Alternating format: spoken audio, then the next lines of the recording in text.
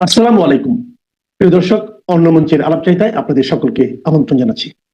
আজকের এই ভিডিওটি বাংলাদেশের সাবেক প্রধানমন্ত্রী শেখ হাসিনার আগামী দিনের রাজনীতি, ভবিষ্যৎ এবং পরিণতি নিয়ে ইতিহাসের আলোকে আলোচনা করার চেষ্টা করব। আপনারা জানেন যে মানুষের যে ভাগ্য, এটির চারটি পরিণতি চারটি ডাইমেনশনে হয়ে থাকে, চতুষ্কোণে হয়ে থাকে। কিছু মানুষ রয়েছে জন্মগতভাবে তারা রাজাবাদশাহ হয়ে জন্ম নেয়। আপনি যত চেষ্টা করেন, এখন চেষ্টা করলে কি আপনি সেই সৌদি আরবের রাজপরিবারের সদস্য হতে পারবেন? মোহাম্মদ বিন সালমান এখন যুবরাজ, তার সে 1000 গুণ ক্ষমতা আপনার থাকতে পারে, লেখাপড়া থাকতে পারে, প্রজ্ঞা মেধা যোগ্যতা থাকতে পারে, ধীশক্তি থাকতে পারে, কিন্তু আপনি কি সৌদি আরবের যুবরাজ হতে পারবেন? কিংবা বাকিংহাম প্যালেসে এখন যিনি রাজা হিসেবে আছেন, কিং হিসেবে আছেন চার্লস, তিনি বা তার পুত্র উইলিয়াম, তার মতো কি আপনি হতে পারবেন? নিয়তি আপনাকে সেই জায়গাটা থেকেই যেতে দিচ্ছে। তাহলে বোঝার চেষ্টা করুন, জন্ম আপনাকে অনেক কিছু নির্ধারণ করে দেয়। 2 নম্বর হলো যে আপনার যে ভৌগোলিক অবস্থান।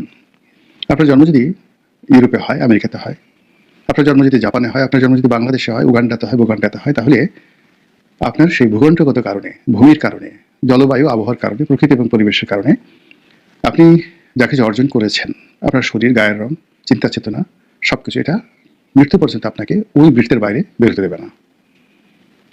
আপনি যত চেষ্টা করেন বাংলাদেশ বসে আপনি ফিদেল ক্যাস্ট্রো বা চে গুয়েভারা হতে পারবেন না।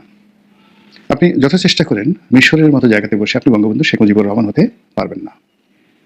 আমাদের দেশে এখানে যেভাবে রঘু ডাকাত রয়েছে, এই রঘু ডাকাতের সঙ্গে আপনি জেমস বন্ডের কখনোই তুলনা করতে পারবেন না। আবার পাক ভারত উপমহাদেশে, বাংলাদেশে আপনি কোনোদিন একজন জেমস বন্ডকে বানাতে পারবেন না। এখানে জেমস বন্ড নামক কোনো চরিত্রকে যদি পুরনো ঢাকাতে ছেড়ে দেওয়া হয়, 1 ঘন্টার মধ্যে পুরনো ঢাকার পরাটা, বিরিয়ানি এগুলো খেয়ে পেট খারাপ হয়ে মরে যাবে, সঙ্গে সঙ্গে জেমস বন্ড মরে যাবে। এই হলো অবস্থা। আবার আমাদের দেশের সেই বিখ্যাত যে রানী ভবানী, ভবানী পাঠক, কিংবা ধরুন সেই যে রঘু ডাকাত, এদেরকে নিয়ে যদি আপনি ইটালিতে ছেড়ে দেন, 1 মিনিটের মধ্যে সে মরে যাবে সঙ্গে সঙ্গে। এই জন্য ভূগোল একটা বিরাট বিষয় মানুষের জীবনের জন্য। এরপর টাইম, সময়, অপরচুনিটি, সময় এবং সুযোগ, এই দুটো ছাড়া আপনার কোনো জ্ঞান, কোনো যোগ্যতা কখনো কাজে আসবে না। অনেক সফলতা কেবলমাত্র সময়ের কারণে ব্যর্থ হয়ে যায়, আর অনেক ব্যর্থতা কেবল সময়ের কারণে সফল হয়ে যায়। শেখ হাসিনার জন্য যেটি 2009 সনে সম্ভব ছিল, 12 সনে সম্ভব ছিল, সেটি 2025 সনে তার জন্য অসম্ভব হয়ে গিয়েছিল। তারেক রহমান সাহেবের জন্য 2024 সনের আগস্ট মাসের 15 তারিখ পর্যন্ত যে ইতিহাস রচনা করার তার সুযোগ ছিল, এটি এখন তিনি চেষ্টা করলেও পারবেন না। ফলে সময় একটা বিরাট ফ্যাক্টর। থার্ড হলো ইতিহাস, ট্র্যাডিশন, ঐতিহ্য, বংশক্রম, ক্রোমোজম, এই জিনিসগুলো আপনার ক্ষেত্রে কিভাবে কাজ করে। অর্থাৎ আপনি যে ভূখণ্ডে আছেন সেই ভূখণ্ডের অতীত ইতিহাস, এবং আপনি যে কর্ম করছেন সেই কর্মে পৃথিবীর ইতিহাস, সেই ইতিহাসের ধারাবাহিকতা আপনার জন্য অনিবার্য হয়। আপনি এর বাইরে যেতে পারবেন না। বাংলাদেশে বঙ্গবন্ধুর যা অবস্থা হয়েছে, চিলির সালভেদর আলেনদের একই অবস্থা হয়েছে। বঙ্গবন্ধুর যে অবস্থা হয়েছে, মার্শাল টিটোর একই অবস্থা হয়েছে। এর বাইরে যেতে পারেনি। একটা সময় আছে, সেই সময়ের সাথে আপনাকে তাল মেলাতে হয়। তো সেই অর্থে শেখ হাসিনা এই মুহূর্তে কোন পর্যায়ের লোক? তার বন্ধুগুলো ধরেন, নরেন্দ্র মোদী, পুতিন, কাতারের এই যে বর্তমান আমির, সে আমিরের বাবা, বাদশাহ সালমানের যে এখন যে মোহাম্মদ বিন সালমান রয়েছেন, তার বাবা বাদশাহ সালমান, ডোনাল্ড ট্রাম্প, এই মানুষগুলোর কথা বললাম যাদের সঙ্গে তার ভালো সম্পর্ক রয়েছে। এর মধ্যে আরেকজন আছে, বর্তমান যিনি ভুটানের যিনি রাজা, তিনি সুদীপ আজিজ জয়ের খুব ঘনিষ্ঠ বন্ধু, ক্লাসমেট। আর তার বাবা শেখ হাসিনার ঘনিষ্ঠ বন্ধু, মানে সাবেক রাজা, ভুটানের সাবেক রাজা। এই যে লিগেসি, এই মানুষগুলোর তকদিরের সাথে, পরিণতির সাথে, যাকে বলা হয় তার লিগেসি এবং তার তকদির নির্ভর করছে। 2 নম্বরে যেটা আছে যে তিনি যে লিগেসি ধারণ করেন, বঙ্গবন্ধু, এটি তার প্রধান পুঁজি। তো বঙ্গবন্ধু লেভেলে তার বন্ধু কারা ছিলেন? Nelson Mandela. তার বন্ধু কারা ছিলেন? যুগোস্লাভিয়ার মার্শাল টিটো। তার বন্ধু কারা ছিলেন? আনোয়ার সাদাত, মিশরের president Anwar Sadat, Fidel Castro. তার বন্ধু ছিলেন ইয়াসির আরাফাত। অর্থাৎ আপনি সেই জোট নিরপেক্ষ আন্দোলনে 1973-তে যে বঙ্গবন্ধুর উপস্থিতি, সেই জায়গাতে যে পোর্ট্রেটগুলো আছে, ছবিগুলো আছে, এবং সেখানে তার সঙ্গে যার বন্ধুত্ব, সেই বন্ধুত্বের প্রেক্ষিতে যে একটা ইতিহাস রচনা হয়েছে, সেই ইতিহাসের ধারাবাহিকতায় ওই মানুষগুলোর যে পরবর্তী প্রজন্ম, নেক্সট জেনারেশন যারা রাজনীতিতে এসেছেন তাদের যে পরিণতি হয়েছে শেখ হাসিনার ঠিক সেই পরিণতি হবে, এতে কোনো সন্দেহ নাই। এটাই হিস্ট্রি। ইতিহাস বলে না যে ইতিহাস বারবার ঘুরে ফিরে একই ঘটনা ঘটে, হিস্ট্রি রিপিট ইটসেলফ, বারবার ফিরে আসে। তো শেখ হাসিনার জন্য ঠিক সেই ইতিহাস বা সেই পরিণতি অপেক্ষা করছে। এর বাইরে গ্রহ নক্ষত্র আছে, জ্যোতিষ্ক মণ্ডলী আছে, আর আপনি যদি সর্বশেষ ধর্মবিশ্বাসী হন তাহলে মহান আল্লাহ রাব্বুল আলামিনের ডিজায়ার, এটা আপনাকে মানতে হবে। শেষটা দিয়ে শুরু করি, মহান আল্লাহর ডিজায়ার। আমরা দেশের জনগণ যেভাবে আশা করেছিলাম, আতঙ্ক অনুভব করেছিলাম, সেক্ষেত্রে শেখ হাসিনার মৃত্যু আমাদের দেশের বেশিরভাগ মানুষ কামনা করেছিল নির্মমভাবে, যে তিনি ধরা পড়বেন, গণপিটুনিতে তাকে মারা পড়বেন, এবং সেই ধরনের একটা পরিস্থিতি কিন্তু তৈরি হয়েছিল। এবং এটা ছিল 99.99%। জনগণ গণভবন আক্রমণ করবে এবং সেখানে শেখ হাসিনাকে ধরে, তার বোনকে সহ ধরে পাড়িয়ে মেরে ফেলবে।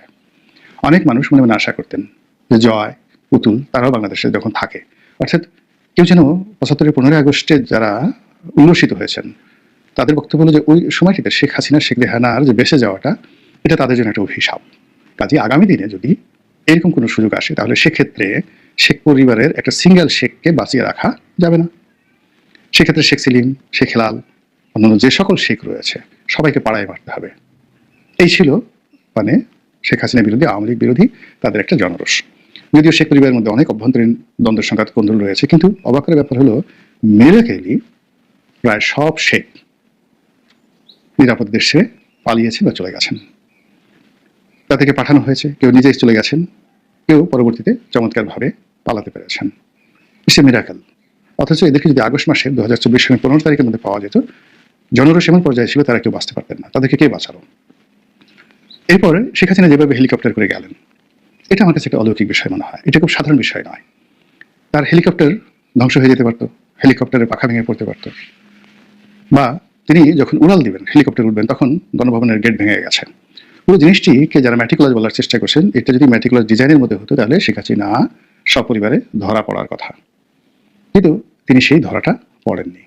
এমনকি তার যারা লোকজন, যেমন সালমান এফ রহমান বা আনিসুল হক, তাদেরকে ধরিয়ে দেওয়া হয়েছে, তাদেরকে নিরাপদ আশ্রয় নিয়ে যাওয়া হয়েছে, পরবর্তীতে তাদেরকে ধরিয়ে সরকারের জিম্মায়, রাষ্ট্রের জিম্মায় পাঠানো হয়েছে, এখন বিচার চলছে। কিন্তু জনগণ যদি তাদেরকে 15 আগস্ট পেত, বিশ্বাস করেন তাদেরকে মানে টুকরো টুকরো করে ফেলা হতো, রক্ত থেকে মাংস আলাদা করে ফেলা হতো, হাড্ডি গুড্ডি সব এলোমেলো করে দেওয়া হতো, এতটা জনরোষ ছিল। কিন্তু কেন সেটা হলো না? নিঃসন্দেহের মধ্যে কোনো ইঙ্গিত রয়েছে, এবং সেই ইঙ্গিত নিয়েই মূলত এখন আওয়ামী লীগের যারা লোকজন তারা অলৌকিকতা বিশ্বাস করছে যে শেখ হাসিনা ফিরে আসবেন। যদি তিনি ফিরে আসতেন তাহলে তিনি বাঁচতেন না। আল্লাহ যে তাকে বাঁচিয়ে রেখেছেন, নিঃসন্দেহে এর মধ্যে আল্লাহর একটা প্ল্যান আছে, গুড প্ল্যান আছে। এই আশায় তারা প্রতিদিন সীমান্তে তাকিয়ে থাকেন, প্রতিদিন নরেন্দ্র মোদীর দিকে তাকিয়ে থাকেন, দিল্লির দিকে তাকিয়ে থাকেন, আর পত্রপত্রিকায় দেখেন, এবং আমরা যারা কন্টেন্ট তৈরি করি আমাদের কথাবার্তা শোনার মধ্যে তারা খুঁজে বের করার চেষ্টা করেন যে শেখ হাসিনার আসার কোনো সুসংবাদ আছে কিনা। তো এই কাজগুলো শুধু আওয়ামী লীগের লোকজন করছে তা নয়, আওয়ামী লীগের যারা বিরুদ্ধ পক্ষ তারাও কিন্তু এই শেখ হাসিনার আগমন, তার তিরোধান, তার ফিরে আসা, এগুলো নিয়ে ভীষণ রকম চিন্তায় আছে। বিবিসি থেকে শুরু করে অন্যান্য যে সকল আন্তর্জাতিক গণমাধ্যম, তারা মানে শেখ হাসিনাকে মাইনাস করছে না কেউ, বরং অনেকে প্রমোট করছে, বিশেষ করে BBC world, BBC India, BBC Bangla. তারা প্রতিদিনই একটা না একটা কন্টেন্ট তৈরি করছেন যেটা প্রকারান্তে আওয়ামী লীগকে পুনর্বাসিত করছে, শেখ হাসিনার ইমেজ বৃদ্ধি করছে, এবং একটা পজিটিভ ধারণা শেখ হাসিনা সম্পর্কে তৈরি করছে। এবং আজকের এই ভিডিওটি যে আমি করছি, এটাও বিবিসির একটা রিপোর্ট দ্বারা আমি অনুপ্রাণিত হই। এখন বিবিসি যে রিপোর্টটি করেছে সেই রিপোর্ট অনুযায়ী শেখ হাসিনার পরিণতি কি হবে, সেই পরিণতিতে যে কোনো লিখে বুঝতে পারবে যে শেখ হাসিনা ফিরে আসবেন, এই কথাই বিবিসি বোঝানোর চেষ্টা করেছে। তারা খুব সুকৌশলে যারা ক্ষমতাচ্যুত হয়েছে এবং যারা ধরা পড়েছেন